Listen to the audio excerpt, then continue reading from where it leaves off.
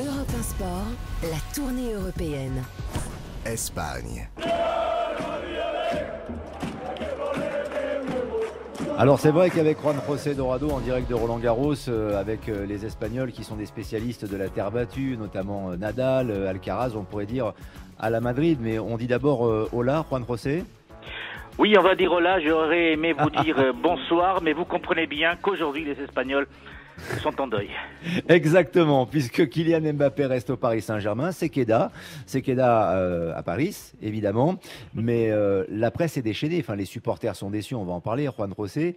Il y a eu des attaques, notamment aussi du patron de la Liga, mais ce sont les médias qui sont peut-être les plus durs avec Kylian Mbappé et sa décision. Tout à fait, vous avez eu le mot juste, les supporters sont déçus. Mais la presse espagnole, faut le reconnaître, j'ai du mal à le reconnaître, mais elle a été odieuse ce matin, que ce soit à la télé, que ce soit à la radio, que ce soit dans les lignes des principaux quotidiens sportifs. Vous voyez, Marca ce matin a titré « Il faut de la classe pour pouvoir jouer au Real Madrid » avec la photo de Mbappé en première page avec le maillot jusqu'à 2025 du PSG. Donc effectivement, quand même un manque de classe de mes confrères de Marca, mais du côté des As, bon, ils ont été un peu mieux, hein. Ils sont tout simplement dit, tant pis pour lui, hein. C'est l'expression qu'ils ont gardée en première page, mais il y a eu des éditorialistes, que ce soit à la radio ou à la télé, qui ont vraiment tapé très fort sur notre ami Kylian Mbappé, comme si leur vie allait dans ce transfert avorté. La réalité, c'est qu'aujourd'hui, la presse espagnole est déchaînée contre Kylian Mbappé. Ce n'est pas parce que je travaille beaucoup avec des médias français que j'arrive à comprendre ce qui se passe du côté espagnol avec mes confrères. C'est vraiment compliqué, c'est vraiment dur. Il y a même Tomás Roncero, qui est l'une des plumes les plus connues du diario AS, et qui tout le monde connaît parce qu'il est un fervent défenseur du Real Madrid, qui a écrit il sera peut-être, en parlant de Kylian Mbappé, il sera peut-être le footballeur le plus riche au monde, mais il ne sera jamais le plus grand footballeur au monde. Donc vous voyez qu'en quoi il y a des gens qui sont très touchés, très affectés par la non-venue de Kylian du côté du Real. Que se dit-il également, Juan José Dorado, sur les échanges qu'il y a eu, et je ferai réagir Gabriel Schneider juste après, les échanges qu'il y a eu entre Kylian Mbappé et Florentino Pérez, car il semble que Kylian Mbappé ait envoyé un SMS ou un message WhatsApp, comme on dit aujourd'hui quand on utilise ce réseau social, à Florentino Pérez pour dire qu'il ne viendrait pas à Paris. Donc il a eu cette élégance et il y aurait eu une réponse de Florentino Pérez. Et ensuite, il y a eu une lettre ouverte, une espèce de message public d'Mbappé aujourd'hui. Quels sont les échos que vous avez de tout cela, vous, en Espagne, Juan José ? Effectivement, c'est un message que Florentino Pérez a reçu samedi dans la journée où Kylian Mbappé lui disait qu'effectivement il avait décidé de rester à Paris. D'un autre côté, très poliment, de façon très élégante, Florentino Pérez a répondu en lui souhaitant bonne chance. Il lui écrit dans ce message: je suis déçu que tu n'aies pas pu réaliser ton rêve d'enfant. Donc vous voyez Florentino Pérez qui est resté poli, diplomate, qui n'insulte pas l'avenir, parce que Kylian n'a signé que pour 3 ans. Mais c'est vrai qu'aujourd'hui, il faut savoir que Florentino Pérez, président du Real Madrid, mais Florentino Pérez est aussi un homme qui est à la tête de l'un des plus gros groupes de BTP au monde, ACS, et qui a des gros intérêts en Proche et au Moyen-Orient. Et depuis des années, il avait déjà dit à nombreuses reprises qu'il ne se remettrait jamais en guerre ouverte contre le PSG ou le Qatar, parce que derrière, il avait des intérêts aussi d'entreprise. En tout état de cause, on attend, parce que c'est la formule utilisée souvent par Florentino Pérez, on attend que dans quelques semaines, il puisse donner sa version des choses. Et c'est à ce moment-là qu'on pourra comprendre ce qui s'est passé, parce que c'est vrai, ils sont très déçus. Le Real a laissé entendre que le 9-10 mai, la famille Mbappé avait donné son feu vert pour la venue d'Mbappé à Madrid et donc ils ne comprennent pas ce revirement des dernières minutes cette dernière semaine. Grégory Schneider. Ouais, non, c'est une question pour vous, Antoine. Alors, Javier, la mère. Juan José, la mère. Alors sur l'accord, la mère a démenti hier et surtout le clan Mbappé a communiqué vendredi un peu en sous-main pour expliquer que les propositions des deux clubs étaient à peu près similaires, les propositions du Real Madrid et du Paris Saint-Germain. Alors, propositions qui, pour ce que nous, on peut en savoir à peu près de France, c'est à peu près un salaire annuel de 50 millions et le double pour la prime à la signature. Je vous fais ça à gros traits. Est-ce que Juan José trouve ces chiffres crédibles et est-ce qu'il trouve crédible que le Real Madrid et le Paris Saint-Germain aient à peu près à touche-touche ? Et quels sont les chiffres qui circulent en Espagne ? Voilà, même s'il se dit, je me permets d'ajouter cette rumeur, Grégory, pour Juan José, il se dit que le Paris Saint-Germain a doublé la mise. C'est-à-dire qu'en effet, les 50 millions de salaires plus les 100 millions de primes à la signature existent côté Paris, côté Real Madrid, Juan José Dorado, mais le Paris Saint-Germain aurait surenchéri en doublant. Tout à fait. En fait, on est tous convaincus que les deux propositions n'étaient pas kiff-kiff. C'était pas possible parce que la puissance financière du Qatar n'a rien à voir avec la puissance financière du Real Madrid. Par contre, effectivement, le Real avait augmenté la prime à la signature et effectivement, le Real serait prêt à payer autour des 50 millions par an. La première monture du contrat parlait d'une quarantaine de millions. Mais le Real aurait allé beaucoup plus loin, c'est-à-dire qu'il aurait été prêt à céder le 100% des droits d'image, ce qui le Real n'a jamais fait avec Florentino Pérez. Mais c'est vrai que derrière la puissance du Qatar a dû complètement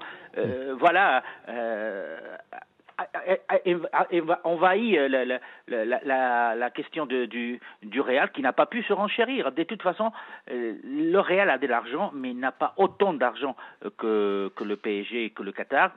Et c'est vrai que financièrement, Mbappé a fait ce qu'auraient fait 99% des joueurs, c'est-à-dire rester au PSG ou partir au PSG parce que les sommes qu'on connaîtra certainement définitivement dans quelques jours, dans quelques semaines, sont des sommes que personne ne pourrait payer. Juan José Dorado, on parle d'argent en effet, le montant du transfert, la prime à la signature, les droits d'image et aussi le fair play financier qui revient quand même comme un chien dans un jeu de quilles dans cette histoire. La Liga de Javier Tebas qui était très colère, qui a dit que c'était assez indigne ce qui s'était passé avec le PSG qui pouvait s'offrir le maintien de Kylian Mbappé dans son club. Donc, et Javier Tebas qui veut attaquer devant les instances le Paris Saint-Germain pour, selon lui, violation du fair play financier, c'est bien cela?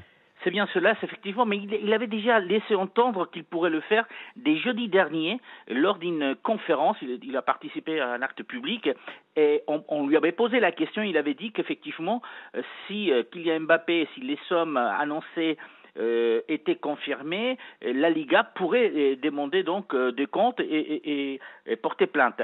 Alors, ça a été confirmé samedi, donc hier, mais en fait, si vous lisez le communiqué de la Liga, en fait, c'est une attaque, pas à Kylian Mbappé, c'est une attaque à Al-Khalifi, le président du PSG, et au Qatar. Et il donne les chiffres. Il dit qu'un club qui a une masse salariale cette saison de 600 millions d'euros, qui a déclaré des pertes la saison dernière des 220 millions, ne peut pas renouveler un joueur avec le montant dont on parle actuellement, parce qu'effectivement il n'y a plus de fair play financier.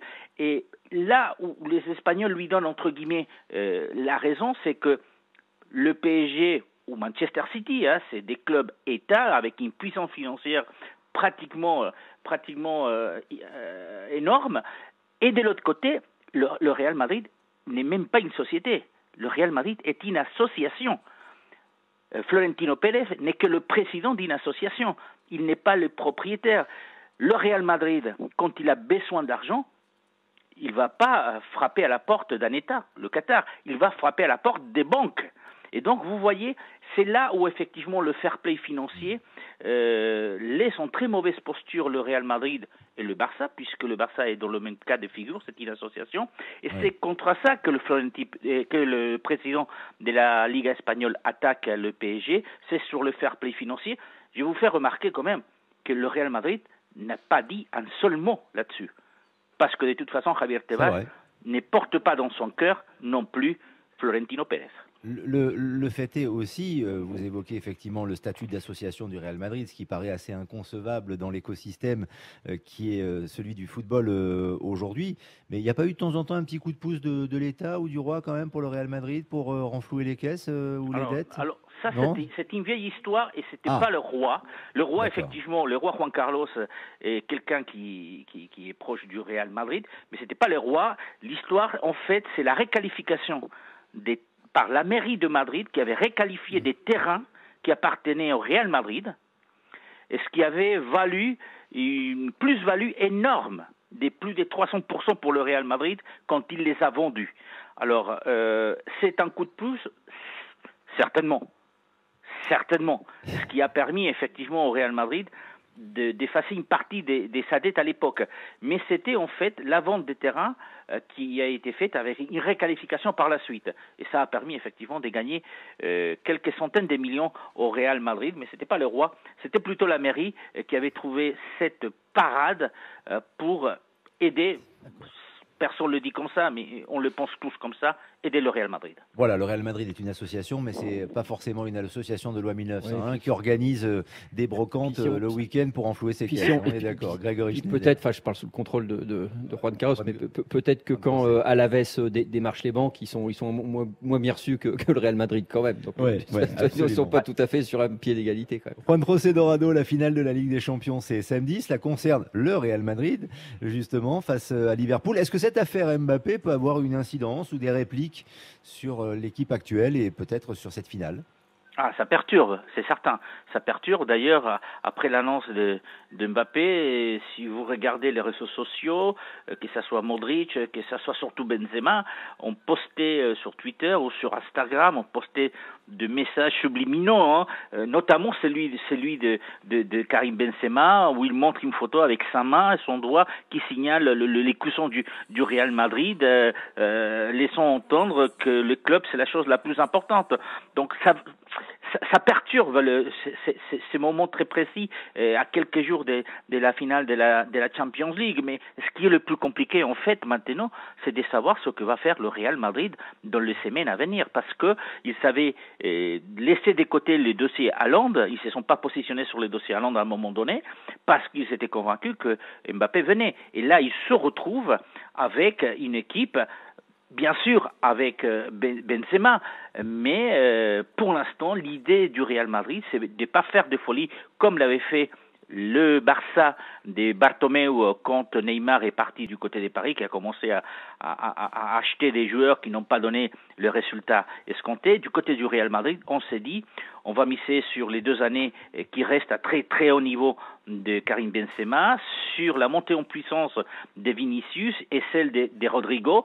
Et si ça se confirme, puisque vous savez, ces dernières heures, apparemment, Tchouaméni, le joueur de Monaco, aurait confirmé qu'il partirait du côté du Real Madrid et pas du côté de Liverpool. Si ça se confirme dans les prochaines heures, la seule recrue peut-être cette année du Real, ça sera Tchouaméni, qui viendrait donc renforcer le Real. C'est pas un petit joueur quand même, Tchouaméni, on est d'accord. Oui. Bon, c'est pas Mbappé en effet, médiatiquement parlant, mais c'est pas un petit joueur. Juste en 2 mots avant de nous quitter, Juan José, et vous remercier pour ces explications qui étaient très très intéressantes. Vu d'Espagne, l'affaire Mbappé, elle prend une autre tournure en effet. Qui sont les clubs qui descendent en 2e division chez vous? Ça y est, donc Cadiz et Majorque Levante et Alavés sont descendus la semaine dernière, et puis aujourd'hui c'est Grenade, donc qui est la 3e équipe qui va descendre. Et vous savez qui joue à Grenade? Quelqu'un qui est toujours en activité, monsieur Maxime Gonalon, qui joue à Grenade et qui est toujours en activité en Espagne. Malheureusement, Maxime Gonalon, s'il continue à Grenade l'année prochaine, ça sera en 2e division. Merci Juan José Dorado, à très vite sur l'antenne d'Europe 1. Europe 1 Sport, la tournée européenne.